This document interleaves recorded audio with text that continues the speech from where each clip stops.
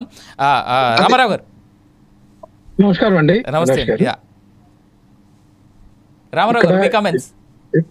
ఈ ప్రక్రియ అంతా కూడా చూస్తా ఉంటే మనము ఈ ప్రభుత్వాల ఏర్పాటు విధానం చూసామండి. ఇక్కడ కేవలం జగన్మోహన్ రెడ్డి గారు మరలా అధికారంలోకి రాకూడదు అనే ఫార్ములా కోసం పవన్ కళ్యాణ్, చంద్రబాబు నాయుడు కలిసి బీజేపీని కూడా కలుపుకొని వీళ్ళంతా ఎన్డీఏ కూటమిలాగా ఒక ఫార్మేషన్ అయిన మాట. అంటే రామారావు గారు సబ్జెక్ట్ టు వన్ కరెక్షన్ ఇక్కడ సారీ మిమ్మల్ని స్టార్టింగ్ లోనే ఇంటరప్ట్ చేశాను.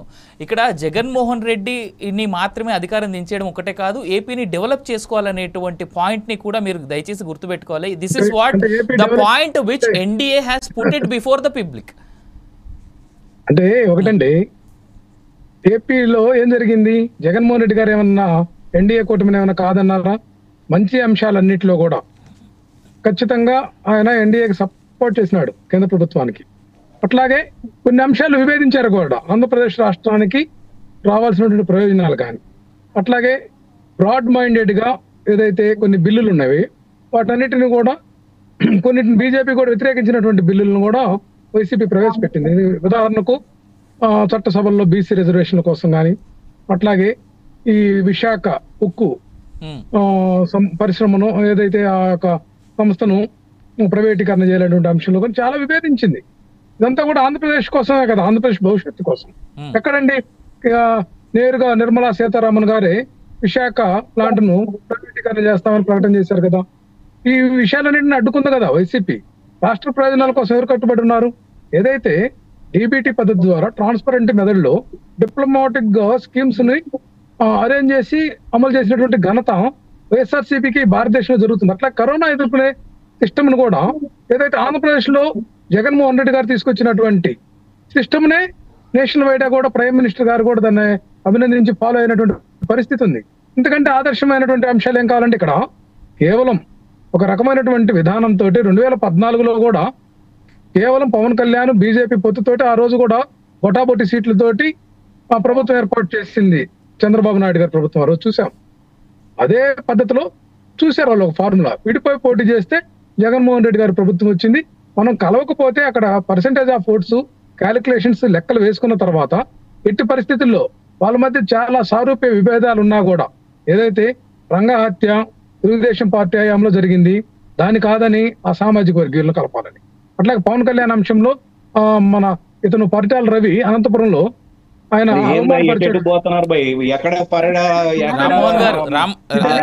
రామారావు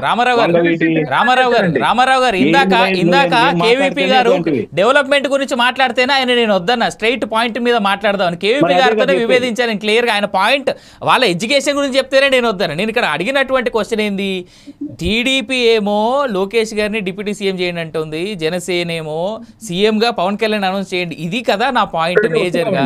నేను పాపం ఆయన డెవలప్మెంట్ మీద వాళ్ళిద్దరు అసలు లోకేష్ ఎందుకు ఎలిజిబుల్ అని చెప్తుంటేనే నేను ఆయన కాదని ఆయన వారించండి.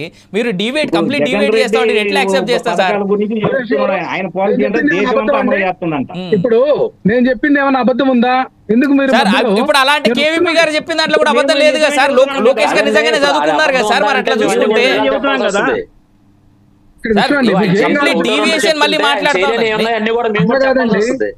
ఇక్కడ లోకేష్ గారు ఆల్రెడీ మంత్రివర్గంలో ఉన్నాడు. చంద్రబాబు నాయుడు తర్వాత ఆయనే పవర్ సెంటర్. ఇక్కడ పవన్ కళ్యాణ్ ఏముందండి, ఉప ముఖ్యమంత్రి పేరుకే ఉన్నాడు తప్ప ఎక్కడ కూడా ఆయన అసంతృప్తి వ్యక్తపరిచారు కదా. ఉప ముఖ్యమంత్రిగా హోం శాఖ అంతా కూడా భ్రష్టు పట్టిపోయిందని మాట్లాడాడు. అట్లాగే నిన్న టీటీడీ అంశంలో కూడా ఆ యొక్క చైర్మన్ ఖచ్చితంగా టీటీడీ సభ్యులు కానీ విఫలం ఉంది, వీళ్ళు క్షమాపణ చెప్పాలని పబ్లిక్ కోరాడండి. ఇంటర్నల్ గా ఆయనకు ప్రాధాన్యత లేదు ఆయన మాటకు. అందుకే బహిరంగ సభలో సమావేశాల్లో ఆయన వ్యక్తపరుస్తున్నాడు. ఇది మనకి ప్రాధాన్యత లేదని ఎలా అనుకుంటారు మీరు? ఏమండి, ప్రాధాన్యత ఉంటే ఎక్కడండి ఇంటర్నల్ గా చేసుకోవాలా? అది ప్రాధాన్యత కాదు కదా, ఇంటర్నల్ గా చేయడం కాదు కదా. పబ్లిక్ వచ్చి కూటమిలో ఉండి మేము కూడా భాగస్వామ్యం ఉంది. ఆ రోజు మాది కూడా బాధ్యత అని చెప్పి మాది కూడా బాధ్యత కాబట్టి అక్కడ టీటీడీ చైర్మన్ క్షమాపణ అడిగాడు, ముందుగా క్షమాపణ కోరాడు. కేవీపీ గారు వస్తా ఒక రెండు నిమిషాలు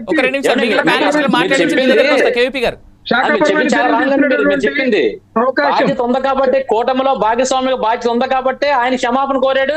మీ తప్పు జరిగింది కాబట్టి ఆ తప్పుకి మీ అక్కడ ఎవరైతే కారకులో వాళ్ళు కూడా క్షమాపణ చెప్పాడు. పవన్ కళ్యాణ్ గారు ఏం మాట్లాడారు మీకు మీరు ఒకసారి రిమైండ్ చేసుకోండి. పవన్ కళ్యాణ్ గారు ఏ వేదిక మీద మాట్లాడాడు? పబ్లిక్ డయాస్ మీద మీ దగ్గర లేవా? రోజు ఇప్పుడు పబ్లిక్ మీటింగ్ అంటే ఇప్పుడు మీలాగా లక్షలు ఖర్చు పెట్టి కోట్లు ఖర్చు పెట్టి కానీ జనాన్ని డబ్బులు ఇచ్చి తరలించుకొని మీటింగ్ పెట్టమంటారా?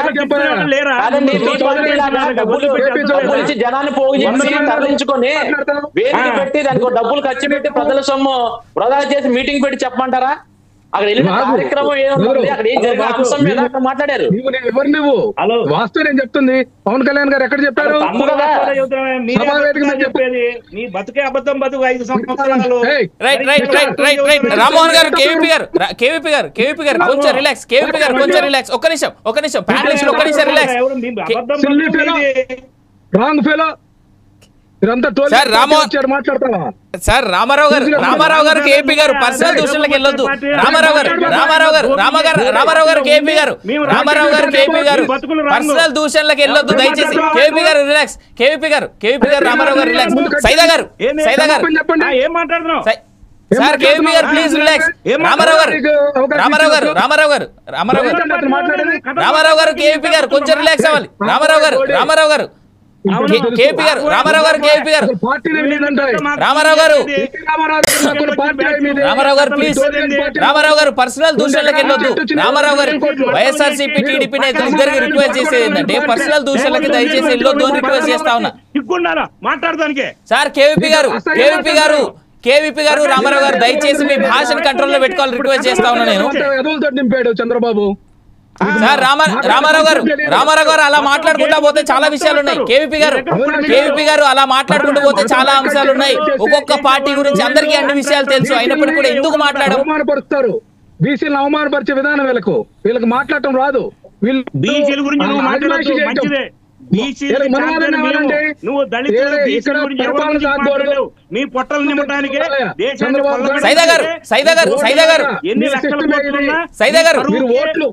మీ ఆశలకి అంతే లేదు. రైట్ రెండు పార్టీ నేతల్ని రిక్వెస్ట్ చేసేది ఏంటంటే కొంచెం రిలాక్స్. కేవీపీ గారు కొంచెం రిలాక్స్ అవ్వాలి. కేవీపీ గారు రామారావు గారు రిలాక్స్ అవ్వని చెప్తా ఉన్నా నేను. సైదా గారు ఒక్క నిమిషం. రామారావు గారు welcome back. Ramarao garu please respect the panel. Ramarao garu KVP garu ఇద్దరు please respect the panel. I will come back to you again. Saida గారు